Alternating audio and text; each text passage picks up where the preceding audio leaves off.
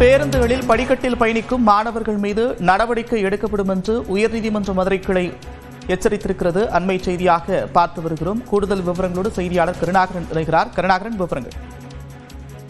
நந்தா, அதாவது தமிழ்நாட்டில் உள்ள அரசு போக்குவரத்து கழகங்களில் பள்ளி மாணவர்களுக்காக அந்த பள்ளி தொடங்கும் நேரத்திற்கு முன்னதாக அரசு மாணவர்களுக்கான சிறப்பு அரசு பேருந்துகளை இயக்க வேண்டும் என்று திருச்செந்தூரை சேர்ந்த ராம்குமார் ஆதித்யன் என்பவர் உயர்நீதிமன்ற மதுரை கிளையில் ஒரு பொதுநல மனு தாக்கல் செய்திருந்தார்.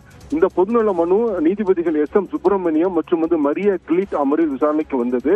அப்பொழுது மனுதாரர் தரப்பில் புதுச்சேரியில் இதுபோன்ற மாணவர்களுக்கு சிறப்பு பேருந்துகள் இயக்கப்படுகிறது. தற்பொழுது மாணவர்கள் கூட்ட நெரிசலில் அவதிப்படுகின்றனர், படிக்கட்டு பயணத்தை பயணிக்கின்றனர். எனவே தடுக்கும் வகையில் சிறப்பு பேருந்துகள் இயக்க வேண்டும் என்று வாதிடப்பட்டது. அப்பொழுது நீதிபதிகள், நீங்கள் சொல்வது நடைமுறையில் வேறு மாதிரி உள்ளது.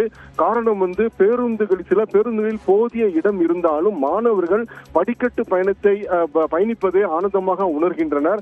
மேலும் தற்பொழுது மாணவர்கள் படிக்கட்டு ஓட்டுநர்கள் நடத்துனர்கள் மாணவர்களுடன் மன்றாடி கெஞ்சியும் அவர்கள் கேட்பதில்லை, தாக்குதலில் ஈடுபடுகின்றனர். சென்னை போன்ற நகரங்களில் பேருந்துகளின் மேற்புறத்தில் நின்று கொண்டு மோதலில் ஈடுபடுகின்றனர். எனவே இது போன்ற சம்பவங்கள் நடைபெறுகின்ற சூழலில் கூடுதல் பேருந்துகளை நீங்கள் கேட்பது சிறப்பு குறைப்பு நடைமுறையில் சாத்தியப்படாத இருக்கிறது. மேலும் எனவே அரசு பேருந்துகளில் படிக்கட்டுகளில் பயணம் செய்யும் மாணவர்கள் மீது காவல்துறை உரிய வழக்கு பதிவு செய்து நடவடிக்கை எடுக்க வேண்டும் என்று உத்தரவிட்டு, அதே நேரத்தில் பள்ளி வேளையில் கூடுதல் பேருந்துகளை இயக்கவும் படிக்கட்டு பயணத்தை ஒழுங்குபடுத்தவும் உரிய நடவடிக்கை எடுக்க வேண்டும் என்று உத்தரவிட்டுள்ளனர். நந்தா, நன்றி கருணாகரன் விவரங்களுக்கு.